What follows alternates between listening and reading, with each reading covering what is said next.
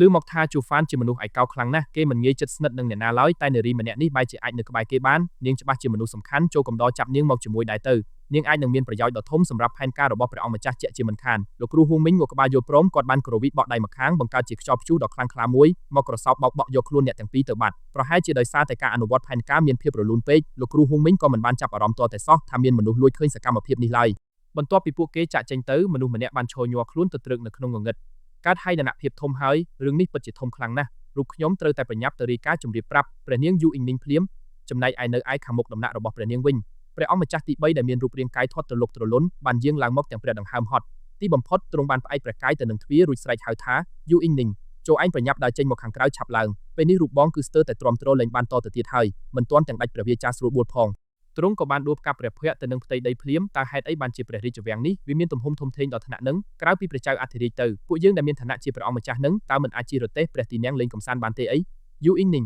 តើឯងដឹងទេថាការដែលលួចឆ្លងធ្វើដំណើរមកដល់ទីនេះវាមានភាពលំបាកវេទនាកម្រិតណាព្រះអង្គម្ចាស់ទី3បានស្រែកឡើងទាំងអាក់អន់ប្រទៃខណៈពេលដែលទ្រង់ខំប្រឹងក្រោកឈរឡើងចុះតើបងប្រុសធ្វើដំណើរមកទីនេះដើម្បីមានកិច្ចការអ្វីទៅទ្វារដំណាក់ត្រូវបានបើកចំហហើយព្រះនាងយូអ៊ីងនីងក៏បានដើរចេញមករួចពោលសួរដេញដោលខណៈដែលនៅលើបបោមាត់របស់នាងមានលេចនៅស្នាមញញឹមខំប្រឹងទប់សំណើចយ៉ាងខ្លាំងនៅក្នុងចិត្តបងគឺមិនមានសេចក្តីសប្បាយរីករាយទាល់តែសោះព្រោះមិនថាជារឿងតូចឬរឿងធំអ្វីនោះទេគឺព្រះបិតាតែងតែចូលចិត្តប្រើប្រាស់រូបបងជានិច្ចរីឯព្រះរាជទាយាទវិញគឺរវល់តែសំងំនៅក្នុងវាំងចាត់ចែងរាល់ឯកសាររដ្ឋហើយព្រះអង្គម្ចាស់ទី2ក៏កំពុងតែជាប់រវល់ដឹកនាំក្រុមកងទ័ពការពារនគរគឺមានតែរូបបងម្នាក់គត់ដែលធាត់ត្រលុកត្រលន់ហើយគ្មានកិច្ចការងារអ្វីត្រូវធ្វើបែបនេះប្រហែលជាព្រះបិតាទ្រង់កើតមានប្រតិយស្អប់រូបបងហើយទើបចង់រកលេសបណ្ដេញបងចេញបែបហ្នឹងព្រះអង្គម្ចាស់ទី3បានប្រឹងអង្គុយចុះរួចទ្រង់ព្រះកន្សែងខ្សឹកសួរឡើងមកលោកបងទី3ចូលកំទ្រង់ព្រះកន្សែងអីព្រោះតាមពិតទៅព្រះបិតាគឺទ្រង់កើតមានចិត្តអាណិតស្រឡាញ់លោកបងខ្លាំងណាស់ណាព្រះនាងយូអ៊ីងនីងបានជួយពោលពាក្យលួងលោមចិត្តទ្រង់ប៉ុន្តែទោះជាយ៉ាងណាក៏ដោយក៏នាងនៅតែខំប្រឹងទប់សំណាយដដែលចូលឯងប្រឹងសើចទៅចុះព្រោះមិនយូរប៉ុន្មានទៀតទេឯងច្បាស់ជាត្រូវមកអង្គុយយំជំនួសបងវិញជាក់ជាមិនខានឡើយព្រះអង្គម្ចាស់ទី3បានពោលឡើងទាំងប្រភពមានសភាពស្ងួតស្ងាត់ខ្លាំងព្រោះលើកនេះព្រះបិតាបានចេញព្រះរាជបញ្ជាប្រើឲ្យរូបបងធ្វើដំណើរមកដាក់ទោសទណ្ឌកម្មដល់ឯងលួចរត់ចាក់ចេញទៅខាងក្រៅព្រះរាជវាំងដោយលាក់លៀមនោះឯងលុះបានឮបែបនេះភ្លាមទឹកមុខរបស់ព្រះនាងយូអ៊ីងនីងស្រាប់តែប្រែជាមានសភាពធ្ងន់ធ្ងរភ្លាមតើហេតុអីបានជាព្រះបិតាអាចលួចដឹងពីរឿងរ៉ាវមួយនេះលឿនដល់ថ្នាក់នឹងទៅវិញការដែលឯងហ៊ានល្មើសច្បាប់វាំងលួចរត់ទៅខាងក្រៅដោយគ្មានការអនុញ្ញាតបែបនេះគឺត្រូវតែរងនៅទោសទណ្ឌឃុំព្រះកាយនៅក្នុងដំណាក់អស់រយៈពេល1ឆ្នាំពេញ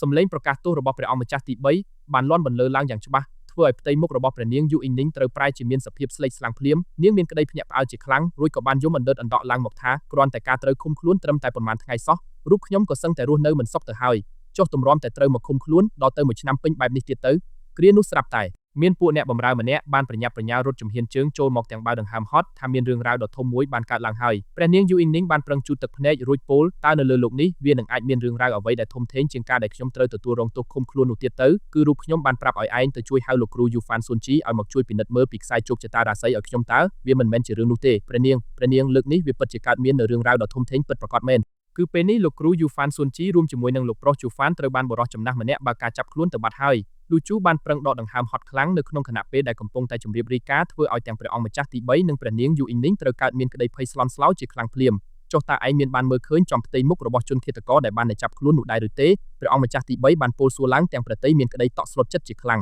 បើតាមការដឹងឮមក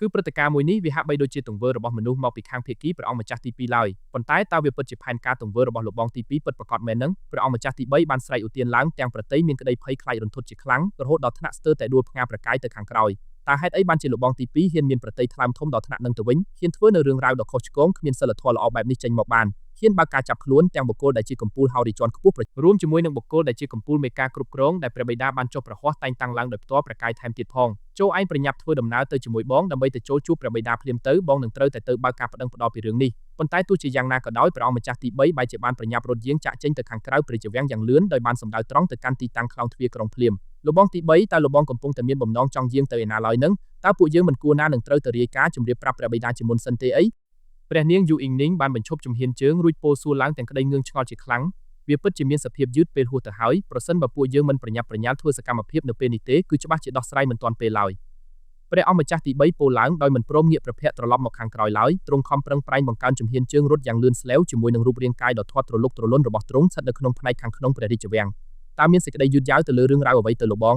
កុំប្រាប់ឲ្យសោះណាថាលោកបងទី2មានបំណងចង់ធ្វើបាបទៅលើរូបពួកគេទាំងពីរនាក់នោះព្រះនាងយូអ៊ីងនីងពោលសួរឡើងទាំងក្តីមិនយល់ដឹងពីសាច់រឿងទាល់តែសោះតើពេលនេះមានរឿងអ្វីដែលត្រូវឲ្យពួកយើងមកកើតមានចិត្តខ្វល់ខ្វាយទៅលើរឿងរបស់ជូហ្វាននោះទៅ រូបបងគឺមិនបានកើតមានចិត្តបារម្ភពីសុវត្ថិភាពរបស់អាឡិតជូហ្វាននោះឡើយគឺបងកំពុងតែបារម្ភពីសុវត្ថិភាពរបស់លោកបងទី2ទៅវិញទេតើព្រោះអាឡិតឈួតចិត្តឆេវឆាវម្នាក់នោះវាច្បាស់ជាបានចាប់ច្រឡំមនុស្សដ៏មានឥទ្ធិពលខ្លាំងបាត់ទៅហើយដឹងទេឯង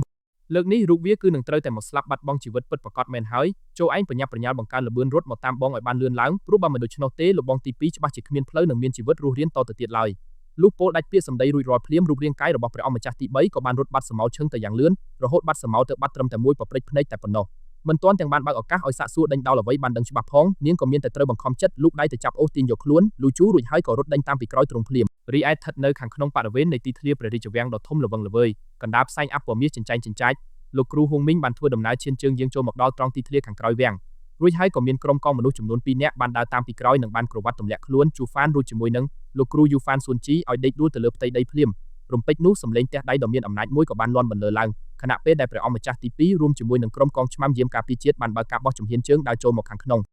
ទ្រង់ពោលគឺមានតែលោកគ្រូម្នាក់គត់ដែលអាចមានសមត្ថភាពខ្ពស់ក្នុងការអនុវត្តកិច្ចការងារមួយនេះបានសម្រេចល្អព្រោះដឹងទេថាសូម្បីតែបុគ្គលដ៏មានកម្លាំងខ្លាំងពូកែដូចជាជូហ្វានដែលមនុស្សគ្រប់គ្នាធ្លាប់តែលួចកើតមានចិត្តកោតខ្លាចរអាខ្លាំងនោះក៏នៅតែត្រូវរងនឹងការចាប់ខ្លួនមកឲ្យរូបខ្ញុំបានយ៉ាងងាយស្រួលបំផុតបែបនេះដែ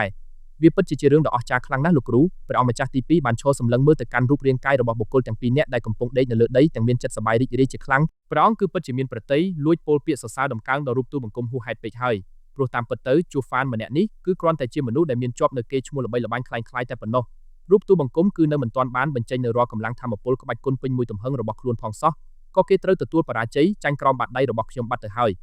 យលោកគ្រូហួងមីងបានឆ្លើយតបត្រឡប់ទៅវិញដោយរឹកពីដ៏ទន់ភ្លន់វាមិនមែនជាបែបនោះឡើយលោកគ្រូព្រោះកម្លាំងសមត្ថភាពពិតប្រាកដរបស់ជូហ្វានដែលរូបខ្ញុំបានលបមើលឃើញនៅឯត្រង់ខ្លោងទ្វារក្រុងកាលពីមុននេះគឺមានសភាពខ្លាំងក្លាអស្ចារ្យណាស់ប៉ុន្តែវាប្រហែលជាបណ្ដាលមកពីល្បិចកលយុទ្ធសាស្ត្រដ៏ខ្ពង់ខ្ពស់របស់លោកគ្រូហើយមើលទៅទើបអាចធ្វើឲ្យគេត្រូវមកទទួលបរាជ័យទៅដោយងាយស្រួលដល់ថ្នាក់នេះសោះដូចនេះរាល់គ្រាប់ថ្នាំទឹកពញៀនកម្រិត8ដែលរូបខ្ញុំបានលួចសន្យាប្រគល់ជូនលោកគ្រូកាលពីមុននោះគឺនឹងមិនឲ្យមានការខ្វះចន្លោះសូម្បីតែមួយគ្រាប់ឡើយព្រះអង្គម្ចាស់ទី2បានផ្ទុះសម្ដេចឡើងមកយ៉ាងមានចិត្តសប្បាយរីករាយបំផុតកាលពីមុនមកអញតែងតែលប៉ាគិតស្មាននៅក្នុងចិត្តជានិច្ចថាបុគ្គលដែលជាកំពូលមេការគ្រប់គ្រងលេខ1ដូចជាជូហ្វាននេះគឺច្បាស់ជាមានកម្លាំងសមត្ថភាពខ្លាំងក្លាអស្ចារ្យខ្លាំងណាស់តែចុះហេតុអីបានជាសមត្ថភាពពិតរបស់វាមានត្រឹមតែប៉ុណ្្នឹងសោះទៅវិញឯងហ៊ានមានចិត្តថ្លើមធំមកបើកការបដិសេធមិនព្រមអនុវត្តតាមរាជបញ្ជារបស់អញចុងក្រោយគឺត្រូវមកទទួលទោសទណ្ឌកម្មបែបនេះព្រះអង្គម្ចាស់ទី2លេចនៅស្នាមញញឹមដ៏ត្រជាក់ស្រទុំរួចទ្រង់បានបង្វាយក្រសែភ្នែកសម្ដៅត្រង់ទៅសម្លឹងមើលលោកគ្រូយូហ្វានចុះតើនារីដ៏មានរូបរាងកាយស្រស់សោភាម្នាក់នេះនាងជានរណាឲ្យប្រកាសទៅលោកគ្រូលោកបានក្រឡេកមើលឃើញនៅរូបរាងកាយដ៏ផូរផង់របស់នាងហើយនោះព្រះអង្គម្ចាស់ទី2មានសេចក្តីភ្ញាក់ផ្អើលនៅក្នុងព្រះទ័យមិនតិចនោះឡើយព្រោះទ្រង់អាចដឹងច្បាស់ថានាងពិតជានារីដ៏មានបរិសុទ្ធពិតប្រាកដមែន